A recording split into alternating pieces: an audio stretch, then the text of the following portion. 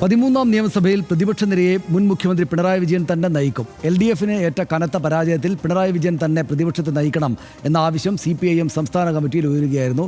ഇന്നലെയും ഇന്നുമായി നടന്ന CPIM സംസ്ഥാന സമിതി യോഗത്തിലാണ് തീരുമാനം. നേതൃത്വത്തിനെതിരെ രൂക്ഷ വിമർശനവും സംസ്ഥാന സമിതി അംഗങ്ങൾ ഉന്നയിച്ചു. ഒന്നോ രണ്ടോ വ്യക്തികളിലേക്ക് തോൽവിയുടെ ഉത്തരവാദിത്തം ചുരുക്കുന്നില്ല എന്നും ശക്തമായ പ്രതിപക്ഷത്തെ നയിക്കാൻ പിണറായി തന്നെ വേണമെന്നും സംസ്ഥാന കമ്മിറ്റിയിൽ അഭിപ്രായം ഉയരുകയും ചെയ്തു. അതേസമയം കനത്ത പരാജയമേറ്റ് 11 ദിവസം കഴിഞ്ഞിട്ടും പിണറായി വിജയൻ മാധ്യമങ്ങളോട് പ്രതികരിക്കാത്തതും ഏറെ ചർച്ചയാകുന്നുണ്ട്.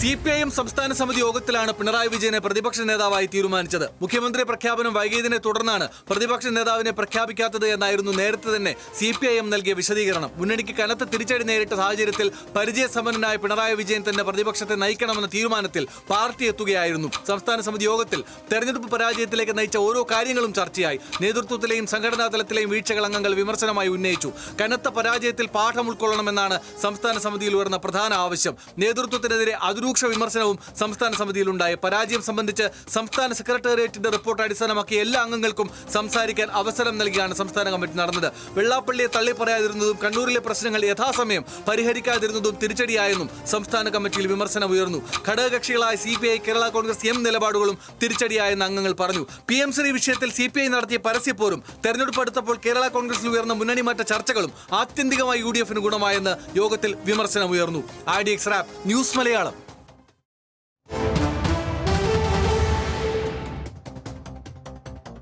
നമുക്ക് സമയമില്ല, എന്താ പറയണ്ടോ? അല്ല, അതിനകത്ത് ഈ തീരുമാനത്തെക്കുറിച്ച് എനിക്ക് തോന്നുന്നത്, അതായത് ഇടതുപക്ഷത്തിൻ്റെ ഒരു പൊതു രീതി എന്ന മട്ടിൽ നമ്മൾ നോക്കിക്കഴിഞ്ഞാൽ ഇപ്പോൾ വലിയ തിരിച്ചടി നേരിട്ടിരിക്കുന്നു. തെരഞ്ഞെടുപ്പിൽ മുന്നിൽ നിന്ന് നയിച്ചത് പിണറായി വിജയനാണ്. അതിനുശേഷം ആ പരാജയത്തിൻ്റെ പൂർണ്ണ ഉത്തരവാദിത്വം അങ്ങ് ഏൽപ്പിച്ചിട്ട് അദ്ദേഹം മാറി നിൽക്കട്ടെ, ഇനി അടുത്ത ആൾ വരട്ടെ എന്ന് തീരുമാനിക്കുന്ന രീതി ഇടതുപക്ഷത്തില്ല എന്നുള്ളതാണ് ഒന്നാമത്തെ കാര്യം. രണ്ടാമത്തെ കാര്യം, നയിച്ചത് പിണറായി വിജയനാണ്. കഴിഞ്ഞ തെരഞ്ഞെടുപ്പിൽ പരാജയം സംഭവിച്ചു. പ്രതിപക്ഷത്തിരിക്കാനുള്ള ഉത്തരവാദിത്വം എന്നുള്ള ഒന്നുകൂടിയുണ്ട്. അത് ആ മട്ടിലാണ് ഈ തീരുമാനം സംഭവിച്ചിട്ടുള്ളതെങ്കിൽ അതിലും എനിക്ക് തെറ്റുണ്ട് എന്ന് തോന്നുന്നില്ല. പക്ഷേ വേണ്ടതെന്തായിരുന്നു, അവിടെ ലാക്ക് ചെയ്തതെന്തായിരുന്നു? പാർട്ടി എന്ന സംവിധാനമാണ് ഇല്ലാതിരുന്നത്. കഴിഞ്ഞ ഈ ഭരണകാലത്ത് ഉണ്ടായിരുന്ന ഒരു പ്രശ്നം, പാർട്ടി നിയന്ത്രിക്കുന്ന ഒരു സർക്കാർ എന്നുള്ള പ്രതീതിയില്ലായിരുന്നു. പാർട്ടി നിയന്ത്രിക്കുന്ന ഒരു പ്രതിപക്ഷ നേതാവായോ പാർട്ടിയുടെ പദ്ധതി നടപ്പാക്കുന്ന ഒരു പ്രതിപക്ഷ നേതാവായോ ആളുകൾക്ക് ബോധ്യപ്പെടുന്ന തരത്തിലാണ് കാര്യങ്ങൾ മുമ്പോട്ട് നീങ്ങുന്നതിൽ അത് തന്നെയാണ് ശരി. മാത്രമല്ല, കൃത്യമായി ഇപ്പോൾ പ്രതിപക്ഷത്തിരുന്നതുകൊണ്ട് കാര്യങ്ങൾ VD സതീശൻ പ്രതിപക്ഷ നേതാവായിരിക്കുമ്പോൾ ഇപ്പുറത്ത് മുഖ്യമന്ത്രിയായിരുന്നയാളാണ്. അപ്പുറത്ത് VD സതീശൻ നയിക്കുമ്പോൾ പ്രതിപക്ഷ നേതാവായി ഇരുന്നാൽ ചോദ്യങ്ങൾക്ക് കുറച്ചുകൂടി മൂർച്ച കൂടും. പിന്നെ വളരെ ദുർബലമായിട്ടുള്ള ഒരു പ്രതിപക്ഷ നിരയാണ് ഇത്തവണത്തേത് എന്നുള്ളതിനകത്ത് ഒരു സംശയവുമില്ല. 35 പേരാണ്. ഒരു രാജ്യസഭാംഗത്തെ ജയിപ്പിക്കാനുള്ള ആൾബലം പോലും ഇല്ലാത്ത ഒരു സംവിധാനത്തിൻ്റെ നേതാവായിട്ട് അദ്ദേഹം ഇരിക്കാൻ തയ്യാറാകുന്നുണ്ടെങ്കിൽ അത് വളരെ പോസിറ്റീവായി ഞാൻ കാണുന്നുള്ളൂ. അപ്പുറത്ത് ട്രഷറി ബെഞ്ച് എന്ന് പറയുന്നത് ഗംഭീരമായ ഒരു ടീമാണ്. അവരുടെ കടന്നാക്രമണമാണ് ഉണ്ടാവുക. ആ കടന്നാക്രമണത്തെ ഞാൻ തന്നെ ഏറ്റുവാങ്ങിക്കൊള്ളാമെന്ന് പാർട്ടിയുടെ തീരുമാനം അംഗീകരിച്ചുകൊണ്ട് അദ്ദേഹം ഏറ്റുവാങ്ങിയതാണെങ്കിൽ അതിനും നമ്മൾ അത് തെറ്റില്ല എന്ന് തന്നെ എനിക്ക് തോന്നുന്നു. പക്ഷേ ഈ പ്രതിപക്ഷ നേതാവ് എന്ന സ്ഥാനത്തേക്ക് അദ്ദേഹം വന്നത് നന്നായി എന്നാണ് എനിക്കും തോന്നുന്നത്. കാരണം ഒന്ന്, ഈ പറഞ്ഞ പോലെ ഞാൻ ഏറ്റവും പ്രധാനമായിട്ട് കാണുന്നത് ഒരു പിണറായി വിജയൻ, മുഹമ്മദ് റിയാസ്, സജി ചെറിയാൻ, രവീന്ദ്രനാഥ് എന്നൊക്കെ ഒരു 4-5 പേര് കഴിഞ്ഞാൽ പിന്നെ ഓൾ കേരള അറിയപ്പെടുന്ന ആളുകൾ തന്നെ അതിനകത്ത് വളരെ കുറവാണുള്ളത്. അപ്പോൾ അതുകൊണ്ട് അദ്ദേഹം തന്നെ വന്ന് നിൽക്കുന്നത് നന്നായി. രണ്ടാമത്തെ പ്രധാനപ്പെട്ട കാര്യം, അദ്ദേഹം ഈ ഇത്രയും ദിവസമായിട്ട് ഒരു തവണ പോലും മാധ്യമങ്ങൾക്ക് മുമ്പിൽ വന്നിട്ടേയില്ല. അത് കുറച്ച് ശരിയല്ലാത്തൊരു കാര്യമാണല്ലോ എന്ന് വിചാരിച്ചിരുന്ന ആളാണ് ഞാൻ. കാരണം എന്താണെന്ന് വെച്ചാൽ ഈ ഒരാഴ്ച 2 ആഴ്ച മുമ്പ് വരെ 10 വർഷമായിട്ട് കേരളത്തെ ഭരിച്ചുകൊണ്ടിരിക്കുന്ന ഒരു വലിയ നേതാവാണ്. റോഡിലേക്ക് ഇറങ്ങിയാൽ മുഴുവൻ സ്ഥലത്തും ഇദ്ദേഹത്തിൻ്റെ മുഖം മാത്രമേ ഉള്ളൂ. അങ്ങനെയുള്ള ഒരു നേതാവ് തെരഞ്ഞെടുപ്പിൽ തിരിച്ചടി ഉണ്ടായിട്ട് നാട്ടുകാരുടെ മുന്നിലേക്ക് വന്നേയില്ല എന്നത് വളരെ അത്ഭുതം ഉണ്ടാക്കി. അദ്ദേഹം 3-4 ദിവസം കഴിഞ്ഞപ്പോൾ ഒരു ഫേസ്ബുക്ക് പോസ്റ്റ് ഇട്ടു എന്നതൊഴിച്ചാൽ അദ്ദേഹത്തിന് 10-33% വോട്ട് അദ്ദേഹത്തിൻ്റെ പാർട്ടിക്ക് മുന്നണിക്ക് ഇപ്പോഴും ഉണ്ട്. വെയിൽ, ഈ കഠിനമായിട്ടുള്ള വെയിൽ കൊണ്ടിട്ട് എത്രയോ മനുഷ്യർ ഈ മുന്നണിക്ക് വേണ്ടിയിട്ട് പോരാടിയിട്ടുണ്ട്.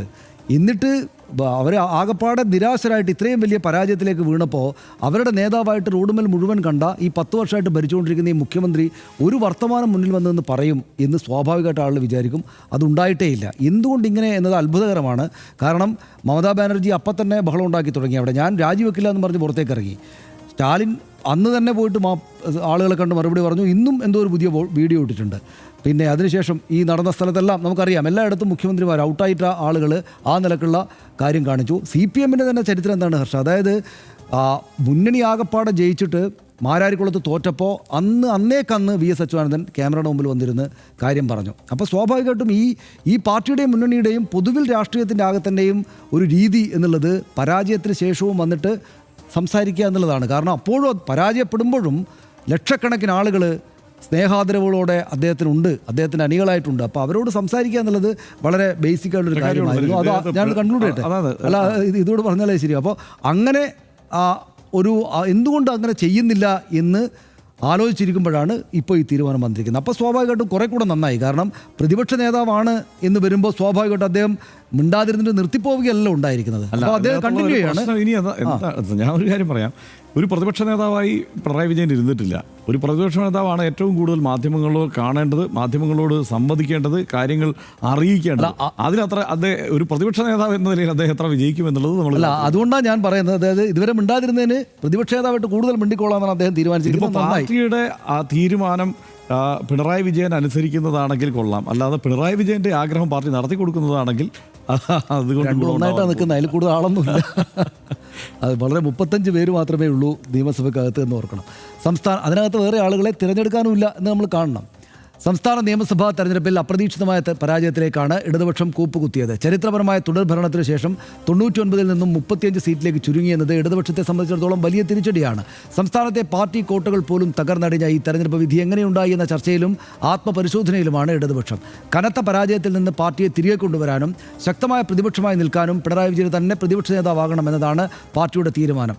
10 വർഷമായി മുഖ്യമന്ത്രി കസേരയിരുന്ന പിണറായി വിജയന് ഇനി പ്രതിപക്ഷ നേതാവായി സഭയിലെത്തുമ്പോൾ അത് ഇടതുപക്ഷത്തിന് കരുത്തേകുമെന്നാണ് CPIM വിലയിരുത്തുന്നത്. അതേസമയം തെരഞ്ഞെടുപ്പ് ഫലം വന്ന് 11 ദിവസമായിട്ടും മാധ്യമങ്ങളെ കാണാനോ പ്രതികരിക്കാനോ പിണറായി വിജയൻ തയ്യാറാകാട്ടില്ല എന്നത് ഗൗരവമായി തന്നെ കാണണം. പ്രതിപക്ഷ നേതാവായി പോരാട്ടത്തിനിറങ്ങുന്ന പിണറായി വിജയൻ എങ്ങനെയാകും ആ റോൾ നിർവഹിക്കാൻ പോകുന്നത് എന്ന് പറഞ്ഞതുപോലെ കാത്തിരുന്ന് കാണണം.